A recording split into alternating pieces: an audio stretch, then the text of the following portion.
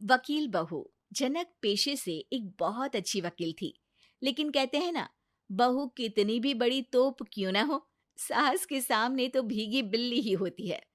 अरे जनक, क्या बात है? आज रोटी नहीं मिली अभी तक।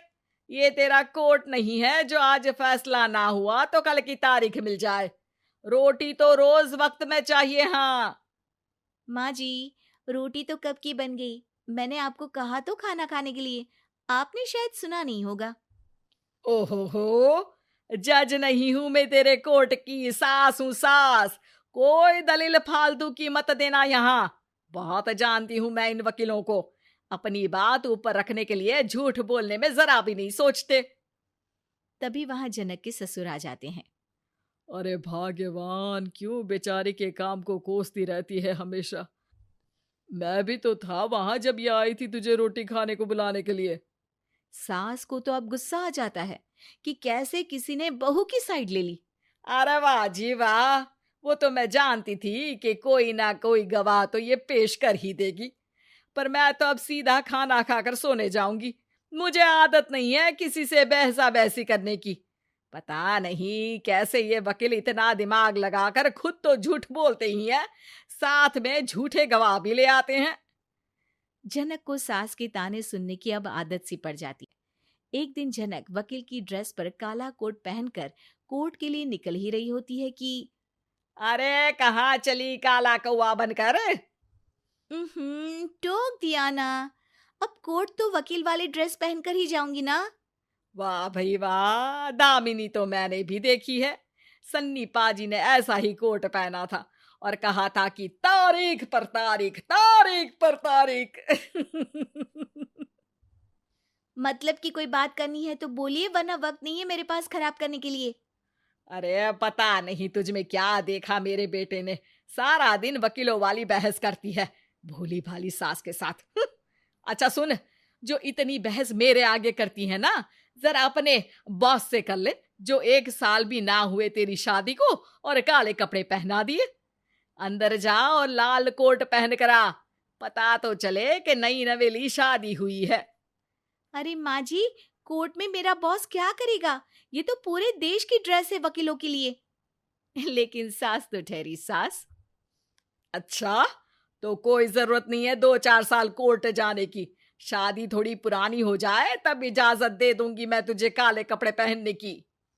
अब क्या था, मन मारकर जनक को लाल रंग का कोट पहनकर कोर्ट जाना पड़ता है। उसके जाने के बाद आहा, बड़ी आई पूरे देश की ड्रेस की बात करने वाली। अरे पहना दिया ना लाल कोट। अब सास आए दिन या तो जनक को उसके काम का ताना देती, या फिर उसका काम छुड़वा देने की धमकी। तंग आकर एक दिन जनक पति से कहती है, मैं सोच रही हूँ कि कोर्ट जाना बंद ही कर दूं। अरे क्यों यार, इतना अच्छा करियर है, क्यों छोड़ने की सोच रही हो? अरे लाल रंग का कोट पहनकर जाना पड़ता है। हर बात पर सास ताना देती है कि वकील तेज होते हैं, सवाल जवाब करते हैं, झूठी दलीलें देते हैं। अरे तो ठीक है ना, वो जो कहती है अपनी समझ से कहती है, लेकिन तुमको तो पता है ना कि सच्चाई क्या है। जनक को पति की बात से हौसला मिलता है कि तभी घर पर कुछ लोग आ जाते हैं। अरे आइए आइए पंच साहब, कैसे आना हुआ? अरे भाई साहब, सुना है कि आपकी बहू वकील है। तभी वहां सास आ जाती है। हाँ है तो, लेकिन क्या हुआ? फिर कहीं बहस कराई क्या? अरे हम तो खुद दुखी है उसके व्यवहार से। अरे भाभी जी, आपको तो पूरा मोहल्ला जानता है कि आप कितना बोलती है। फिर हम यहाँ बहू रानी की कोई शिकायत नहीं, बल्कि अपनी परेशानी लेकर आए हैं। ससुर जी खुश हो जाते हैं। हाँ हाँ, मैं भी बहू को बुलाता हूँ। जनक वहां आती है, सबको नमस्ते करके बैठ जाती है। बहू रानी, हमारे गांव में बड़ी मुसीबत आ गई है।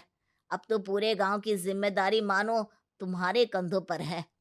अरे ना ना, इससे तो घर की जिम्मेदारी पूरी नहीं होती, ये गांव की जिम्मेदारी क्या लेगी? भाभी जी, आप चुप हो जाओ। यहाँ पढ़े लिखे लोगों की बात हो रही है। आप जाओ, जरा रसोई से सबके लिए चाय लेकर आओ। मैं कॉफी लूंगी। हाँ हाँ, वकील साहिबा के लिए कॉफी। सास सर पैर सब पटक कर वहां से निकल जाती है।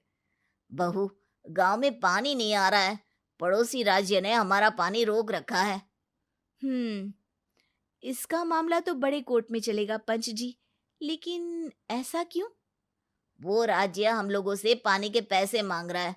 अब आधे गांव में पानी की सप्लाई खत्म हो गई है बहुरानी। अच्छा पंच साहब, बात गांव की है तो मैं जरूर केस लड़ूंगी। यहाँ एक बार फिर सास की एंट्री हो जाती है। अरे वाह जी वाह, ये काम करवा लो, आप हमारी बहू से बहुत अच्छा करती है। मैं हूं सीधी सादी सास। इस लड़की ने कैसे लड़ लड़ कर मुझे साइड कर रखा है, ये तो अब आपको पता चल ही जाएगा। अरे भाभी जी, आपकी आवाज तो पूरे गांव को सुनाई पड़ती है जब आप बहू रानी को सुंदर वचन सुना रही होती हैं। अरे वकील बहू मिली है, फक्र करो फक्र। हाँ जी हाँ, सारी फकर तो हम लोग ही करें। खैर, अब जो केस लड़ेगी और पानी गांव में आ जाता है तो पंच साहब लिख कर देना होगा कि हैंड पाइप में सबसे पहले मेरी बाल्टी और घड़ा भरेगा।